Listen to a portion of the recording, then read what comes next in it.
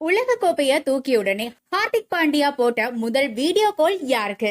உலக கோப்பை இறுதிப் போட்டியில தென்னாப்பிரிக்காவை வீழ்த்திய இந்தியா சாம்பியன் பட்டம் வென்ற நிலையில அதுக்கப்புறமா அனைத்து வீரர்களுமே எமோஷனலா ஆனாங்க. அப்போ ஹார்திக் பாண்டியாவும் கண்ணீர் விட்டிருந்தாரு.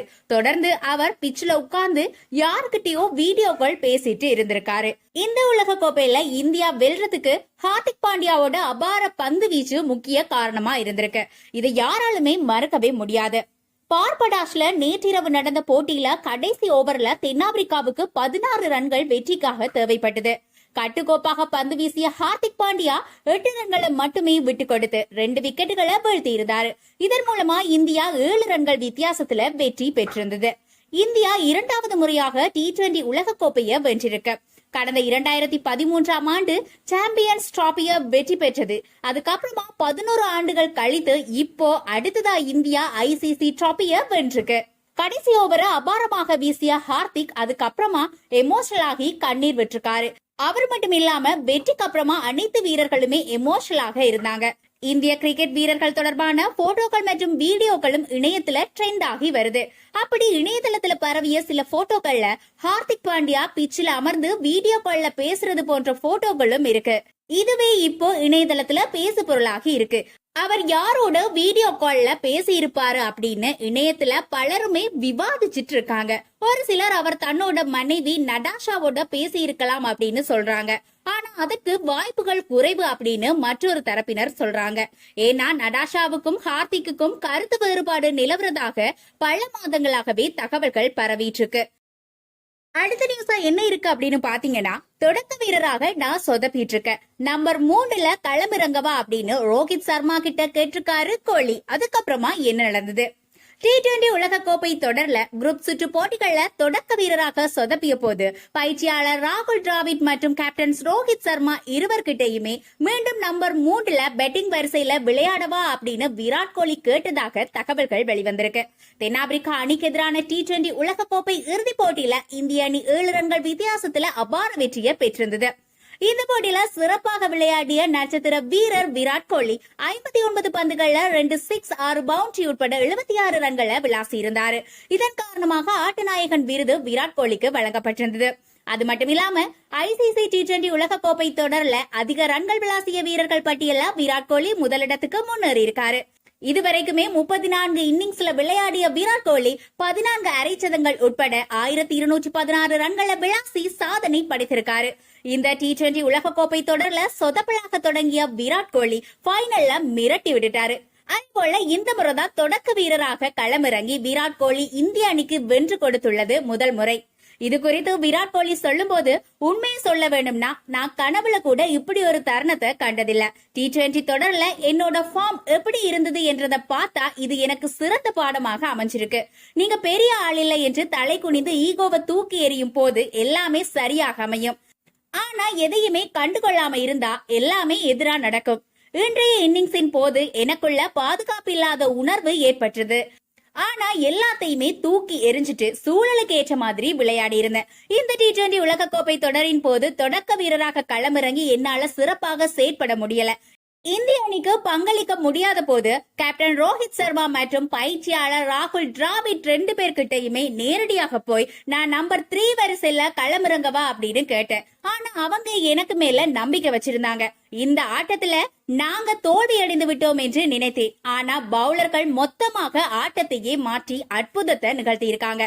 இதுதான் என்னோட கடைசி T20 உலக கோப்பை தொடர். இதை விடவுமே சிறந்த முடிவு எனக்கு கிடைக்காது அப்படின்னு நினைக்கிறேன் அப்படின்னு விராட் கோலி நேற்று சொல்லியிருக்காரு.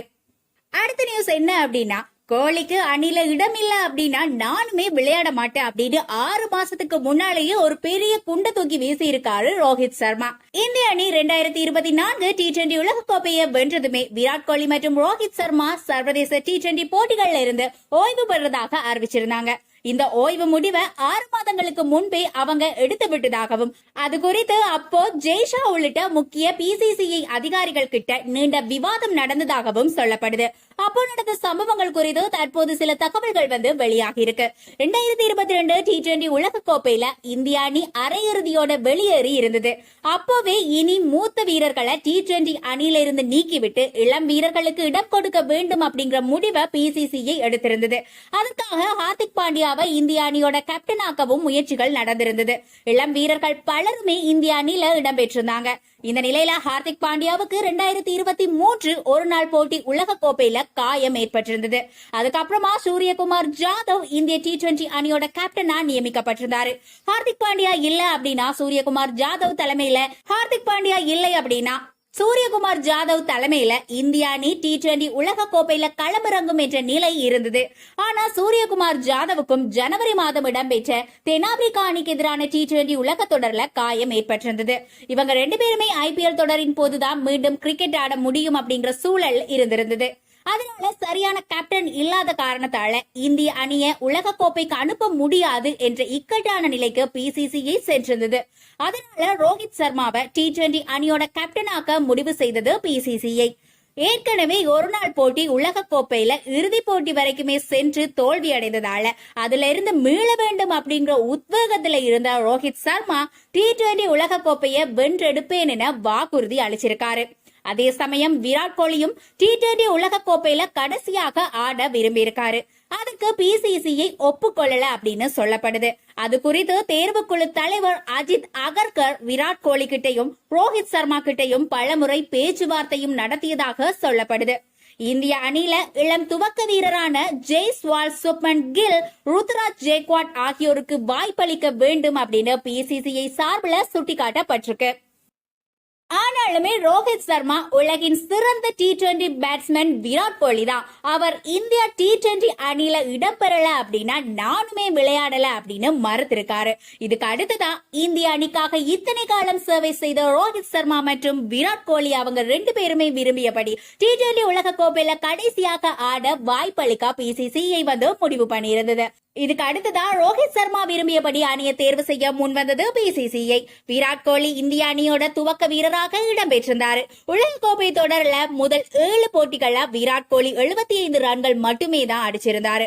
அப்போது கடுமையான விமர்சனமும் எழுந்திருந்தது. அவர் அணியில இருந்து நீக்கணும் அப்படின்னும் அவரோட பேட்டிங் ஆர்டரை மாத்தணும் அப்படின்னு பலருமே சொல்லிட்டு இருந்தாங்க.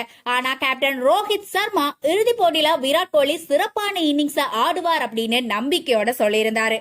அதே போல விராட் கோலி இறுதி போட்டியில 76 ரன்கள் குவித்து ஆட்ட நாயகனாக இந்திய அணியோட வெற்றிக்கு முக்கிய காரணமாக இருந்தாரு. தாங்கள் வாக்குறுதி அளித்தது போலவே இந்திய அணிக்கு T20 உலக கோப்பையை வென்று கொடுத்தது அடுத்து விராட் கோலி மற்றும் ரோஹித் சர்மா மனநிறைவோட சர்வதேச T20 போட்டிகள்ல இருந்து தங்களோட ஓய்வு முடிவை அறிவிச்சிருக்காங்க. ஒருவேளை இந்திய அணி இறுதி போட்டியில தோல்வி அடைந்திருந்தாலுமே கூட அவங்க 2 பேருமே ஓய்வு பெற்றிருப்பாங்க அப்படின்னு சொல்லுது பிசிசிஐ வட்டாரம். இவங்க T20 உலக கோப்பையோட ஓய்வு பெறுவார்கள் என்பது 6 மாதத்திற்கு முன்னரே பிசிசிஐல உள்ள அனைவருக்குமே தெரியும் அப்படின்னு சொல்லப்படுது. இது போல சுட சுட ஸ்போர்ட்ஸ் நியூஸ் தெரிஞ்சுக்கணும் அப்படின்னா மறக்காம நம்ம சேனலை சப்ஸ்கிரைப் பண்ணி